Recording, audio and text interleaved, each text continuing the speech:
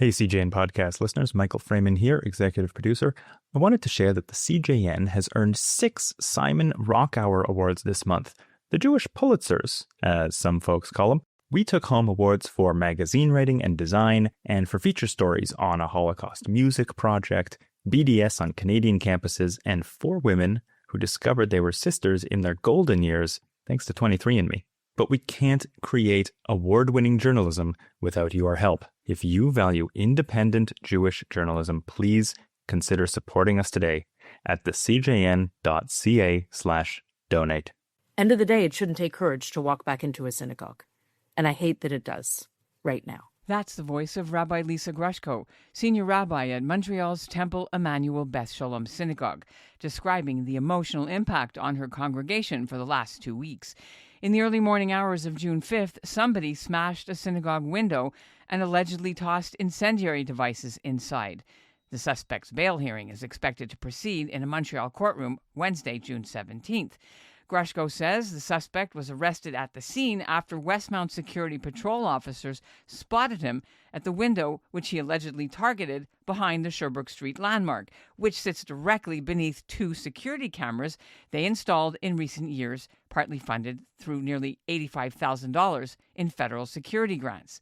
Police charged the 38-year-old man, Stephen Liu, with 6 counts, including arson and possession of an explosive and wearing a disguise with the intent to commit a crime. Court records show he lives in Saint-Leonard, about 30 minutes away by car from the synagogue. That concerns Grushko. So do media reports that the suspect was allegedly carrying a walkie-talkie when he was arrested. While police haven't confirmed that anybody else was involved, that report has fueled speculation within the Jewish community this crime was directed and organized. Grushko's also struggling to understand why the charges don't say anything about hate motivation. At the same time, she's encouraged by the response. Support has come from politicians, faith leaders, and ordinary Montrealers. She revealed in our interview that Canada's Minister of Public Safety, Gary Anandasangari, attended services after the attack in a private visit. Most importantly, she says, her congregation is refusing to stay home despite the fear. A baby naming, Pride Shabbat celebrations, a wedding, a gala fundraiser, and other previously scheduled events all went ahead, even as synagogue officials assessed damage to the broken window and to a smoke-filled storage room directly attached to her own study. This is a beautiful community. All of our communities. There are beautiful, important, meaningful things going on. And I'll be damned if I let something stand in the way of that to the very best of my abilities. And so, a little bit of anger isn't bad every now and then, I think. I'm Ellen Besner, and this is what Jewish Canada sounds like for Wednesday, June 17th, 2026. Welcome to North Star, the flagship podcast of the Canadian Jewish News, made possible thanks to the Ira Gluskin and Maxine Gronowski-Gluskin Charitable Foundation. The attack came just days after Prime Minister Mark Carney delivered his nationally televised speech warning that anti-Semitism has reached levels not seen since the Second World War. He also announced that same day he appointed a member of Grushko's congregation, retired Liberal Senator Mark Gold, as the only Jewish person on a new 7-member Ministerial Racism and Equity Advisory Council. For Grushko, that timing is significant. Her synagogue was defaced with a swastika last year. Now, the latest attack represents a troubling escalation, she says, part of a pattern she's watched unfold in Jewish communities around the world. Some have ended in deadly results. I spoke with Rabbi Grushko a few days ago between her officiating at a funeral and later conducting a wedding to hear more about what she wants done and who needs to be taking this attack more seriously. It's good to see you again. Thank you very much for making time for us on the Canadian Jewish News North Star podcast. Of course, it's good to see you too. I wanted to ask you how this Shabbat was. You're 2 Shabbats away from the arson attack. How was this weekend? It was Pride Shabbat. It was Pride Shabbat. And actually, I really think that the Shabbats since this attack were very representative, really, of who we are and what we try and do. So the Friday immediately following the attack, we had our family service at 5:45, and I didn't know if the families would show up with their kids, if they would be worried, and they showed up. They showed up in force. We had a joyous service, as we always do, lots of singing, story, and then 7:45. That service on the first Friday of the month is usually just online. We decided to hold it in person because we thought it was important for people to have that opportunity from the community to gather and from beyond the community to show support. And that really is what happened. It was a very, very moving service. The next morning, we had 12 adults called to the Torah as adult B'nai Mitzvah. This past Friday, as you mentioned, was our Pride Shabbat, which is always a big celebration. We had a really moving sermon by our assistant rabbi, Rabbi Ben Lux Morgan. And the next morning was a baby naming and a Torah school family gathering. So, it's the stuff of Jewish life, right? And I think that any synagogue that's been attacked has responded in a similar way to say, this doesn't stop us from being who we are, and it doesn't stop us from doing what we do. Were you surprised at any of the numbers of people that came out? And also maybe people who are not in the Jewish community that you represent, but outsiders who've come and shown support? Yeah, I was heartened by how many expressions of support there were, I have to say. It may be an indication of how bad it's gotten, that this is hard to ignore at this point when something like this happens, but I also think it's a testament to the relationships we have in our community, both on the level of, all of the political levels, be it municipal or provincial or federal, or the interfaith and other connections we have within our community, or simply in the neighborhood that the synagogue is in, where we got notes and messages of support. And, I thought it was really important that people see that and feel that from within the community. So one of the things that we did is we set up a part of our webpage to just share some of those messages, right? They came from Christian groups, Muslim groups, political representatives, people who have been part of the community or connected in different ways, people of all different parts of the Jewish world and beyond. And that felt really important, right? Because when there is an attack like this, so often you end up feeling isolated by the silence that follows. And so I thought it was important, not that it makes everything better, because of course it doesn't, but it's an important part of the story for us to know. Did you hear any political people coming forward? So we're located in the city of Westmount. So we heard from the mayor and councillors of the city of Westmount. We didn't hear directly from the mayor, though, of Montreal, though I know she made a statement around it. And all of our indication so far has been that it's a more positive and open administration vis-a-vis the Jewish community than the previous administration was. So, I think we'll see what happens with that. This is a Sunday that we're talking. And in 24 hours or so from now, the city of Montreal, we heard, is going to be debating an opposition motion to condemn Israel, distance the city from anything to do with Israel, and ask them to declare genocide. When you are talking about the reaction that you're receiving and then holding the second thing that's also kind of happening at the same time, how does that sit with you? Listen, I think the motion is singularly unhelpful. Obviously, I hope it won't pass. This is not only unhelpful, but actively harmful. Because if you think about this, and we know this, right? Municipal government, God knows, we've got enough issues in Montreal to deal with.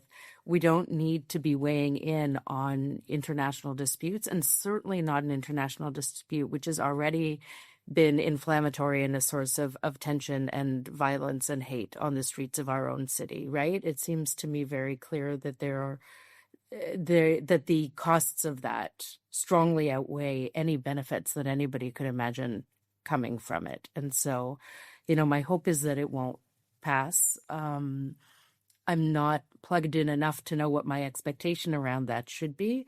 But I think that, there's no paucity of evidence that there have been active acts of violence and hate against Jews in the city that people use that conflict to justify, right? Even in some of the pieces that came out online after the attack on our synagogue, there were comments like, why are you upset about some smoke on a wall? How about what's happening in Gaza, right?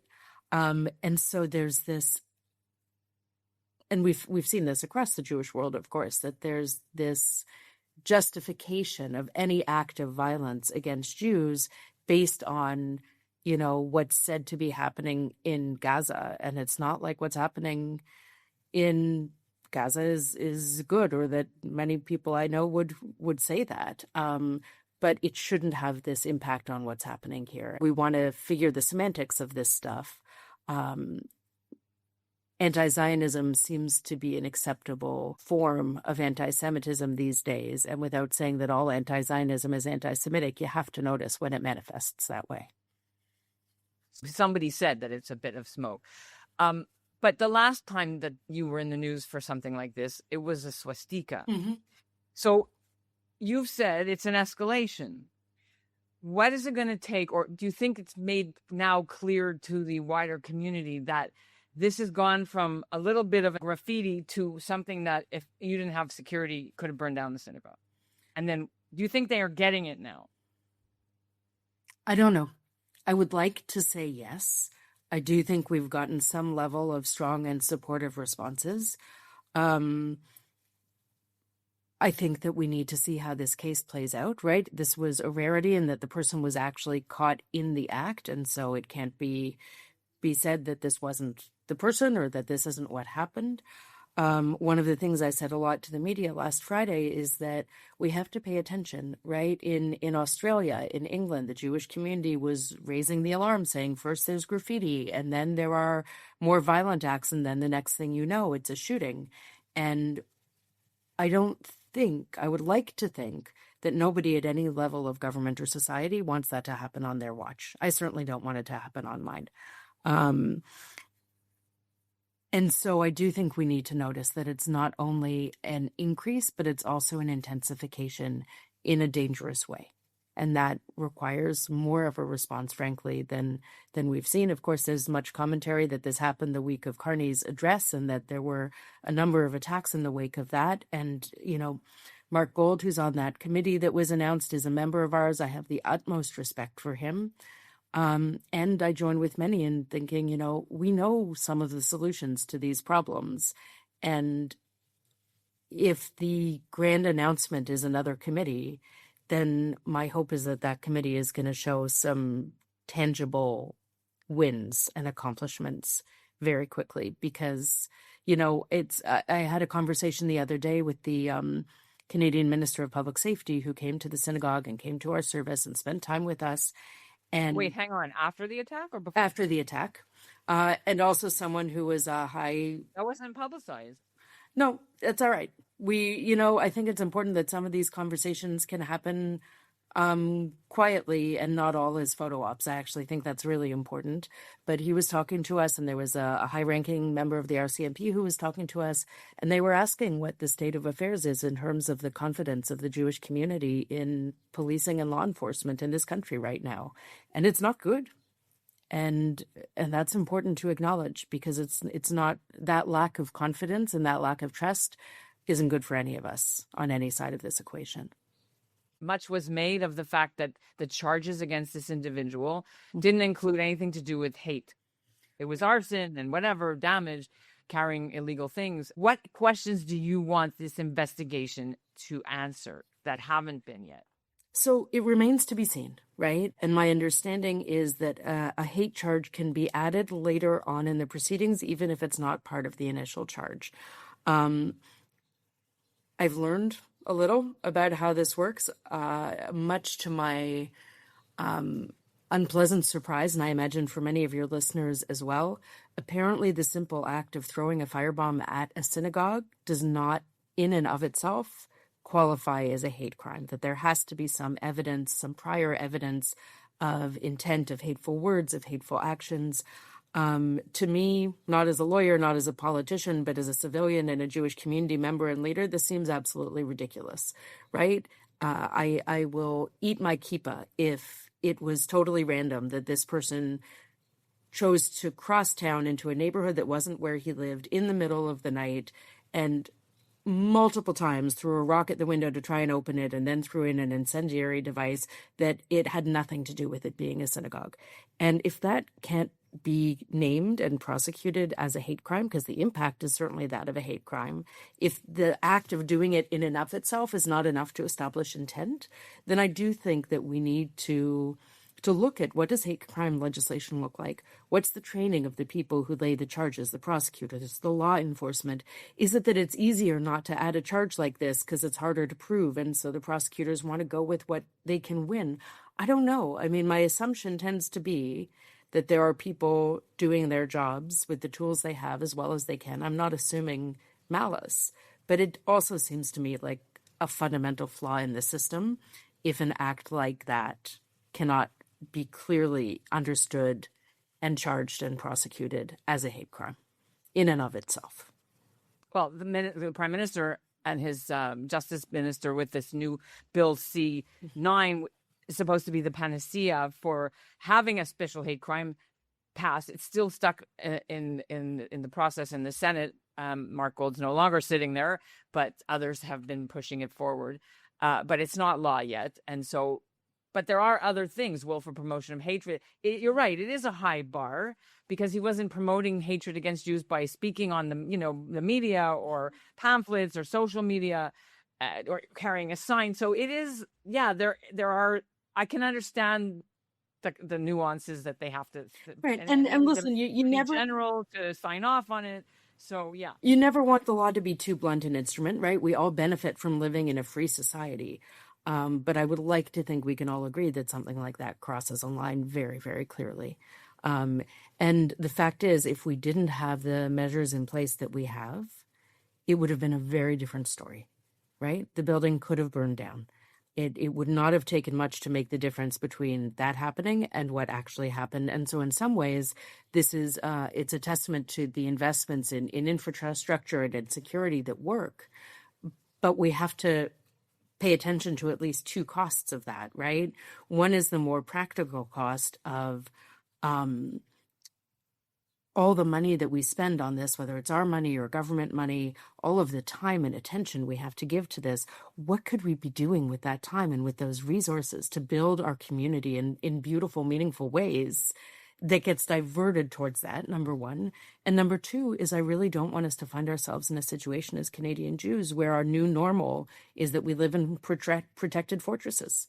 Right. It's like Rabbi Yaelsklansky told the Prime Minister exactly those words. Exactly right. And her message, I thought, was right on and incredibly powerful and correct. That can't be the new normal that we just accept, that Canada has to, spend money on security measures to protect its Jews. That, to me, is a fundamental, to use the Prime Minister's language, breach of covenant. Right. And that's not the world we want to be in. What did you make of his speech? There's a too little, too late aspect to it, though, as I believe Rabbi Splansky said not long after, better little and late than nothing and not at all. I think that in this, as in so many of the responses, all of us are too reactive and not proactive enough, right? You have to be reactive in a way that actually, if you're saying this isn't who we are or who we want to be, you really need, what we would call tachlis. You really need something tangible that says this is going to change and here's how we're going to stand beside that change, right? You said we already know what has to be done. Give me two things that they could do. We need better enforcement of the laws that exist. I think there's no better example of that than the rallies around the Israeli consul's offices, which are just a couple of blocks from Temple, that have really terrorized and impinged on the rights and freedoms of the residents in those neighborhoods, right? And it's worth noting that those rallies don't actually happen when the Israeli consulate is open. They're Friday nights, they're Saturdays, they're when residents and businesses are trying to go about their lives and have had constant harassment for 3 years now almost. There are laws on noise. There are laws on access to one's residence or one's business that have not been enforced, right? And there haven't been good answers to that. So that's one very simple, I think, approach to say, let's actually enforce the laws that we have. And the other piece is that I do think we need that conversation that says, all right, if we have certain laws, how do we make sure that people are trained to implement and enforce them? And how do we look seriously at where this hate and where these hateful acts are coming from, right? And I don't know enough to answer that question. How much are there foreign actors like Iran involved? How much is it homegrown? How much is it lone wolves? How much is it a network of people? I'm a full-time rabbi. I can't also be a full-time, hate researcher and legislator and litigator. We need the people who are in those positions to be doing that work and to be communicating that work in a way that we understand that it's being taken seriously. I mean, we're speaking about what your second point. A few days after a Toronto police officer investigating this stuff was murdered by a kid who looks like, we don't know, but obviously radicalized or paid by someone to do this job. The FBI said was part of this mastermind that's now in custody. This is big stuff. This isn't just little petty stuff anymore. People are getting killed now in Canada. And I'm sure you thought about this connection to Montreal, to all these lone wolves. I think so. And I don't think it's getting the attention that it should be getting. And I think that the more that the government or representatives, official representatives, don't talk about this explicitly, the more it gives room for paranoia, for conspiracy theories, for all these things that, again, are not helpful to making a healthy society where people are living together. And at the same time, the person who did the attack on our synagogue is a 38-year-old Asian man who, to the very best of my knowledge, is not Muslim. And the extent to which people immediately assumed that must be the case also is sobering to me, right? Because that leads into, again, this isolation and this sense of making assumptions about others that we wouldn't want them to make about us, right? And so it gets very ugly very fast. And so that question of communication, it sounds like a small thing, but I think it's actually a big thing. I think it holds within the Jewish community. I think it holds in terms of communications from outside the Jewish community and the people who are responsible for, peace, order, and good government and all of those things that as Canadians we're proud of. We have to be doing better than we're doing. What's been the personally hardest thing for you to process and deal with since this happened a week ago? Listen, I love my community. And so anything that hurts my community hurts, right? It's as simple as that. Temple is a sacred space and it's home to a lot of people.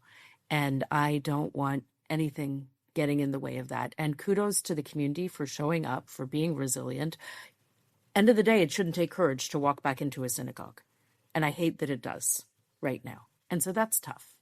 That's tough, even as I see how people are coming in support and also coming simply to live their Jewish lives, which is what we're here for. One of the things that happened, it's a little, insider baseball, but when the incident happened, the firebombing attempt happened and the fire alarm went off and the police were called, the call went through automatically to two of our facilities managers who have a tremendous loyalty to and love of Temple. And have worked there for many years. And they were the ones who were there from 1 o'clock on, navigating with the police, with the fire, with first responders, everything. And both our executive director and I woke up in the morning with some amount of dismay, realizing how many calls we had missed and what had happened. And I think the first thing I saw was a media inquiry saying, what's your comment on what happened at the temple last night? It was 6 a.m. I said, oh my God. So here's what's interesting. My first response was to say to our executive director, I'm never going to have my phone on sleep again. Like, I can't believe that I wasn't there to respond. And he said something really wise. He said, it's probably better, he said, that the two of us, he and I, did get that sleep because there was a lot to deal with the next day. Right? There was media to respond to. There was the community to communicate with. There was a service to run. And I think that there's some deeper wisdom there, right? We actually have to get our sleep where we can because there's a lot to do here. And we need to have all of our strength and resources and resilience and will and whatever skill we've got to each of us in our own capacity do the thing that we can do, right? And so for myself and for anyone who asks, I think that the more we can actually avoid going down the rabbit holes, avoid the doom scrolling, avoid the pieces that just make us feel terrible about the world and ask ourselves, what can I do in my corner of the world, right? You with your listeners, me with my community, all of us where we are, like, what can we actually do? Because there's an attack like this, the goal is to make us feel powerless. And the best way to respond, it seems to me, is to reclaim our agency, whether that's going to synagogue or pushing a conversation or speaking up when something happens. I'm not willing to be passive about it or to be ground down by it. And I see how that can happen. And I think we really need to, maybe this is where faith comes in and where hope comes in and where Jewish history comes in, that we draw on whatever we can draw on to meet the moment. In a different kind of way of looking at it, it's also become so normalized that, but it's like no one's surprised anymore. And that's the scary part. It's like, oh, the Shar started this off a few years ago when someone, remember, had like the jerry can full of gasoline, and he was mentally ill, and they nearly burned him down. But a couple of years later, it's like, oh, thank God, it was just smoke. Okay, I don't mean to disparage. No, I understand, and I think that's kind of where we're at now. It's not worth waking up for, and that's the scary part. I think the wider look at this. It is. And listen, I got to say this is with my rabbi hat on, and then I get to go run to a wedding. But I am so grateful that, like it or not, I get out of bed and I go to shul every Shabbos. Because really that's what gives me hope, and that's what inspires me, and that's what reminds me why it's so important to do what we're doing and to fight for what we're fighting for, right? Because this is a beautiful community. All of our communities, there are beautiful, important, meaningful things going on.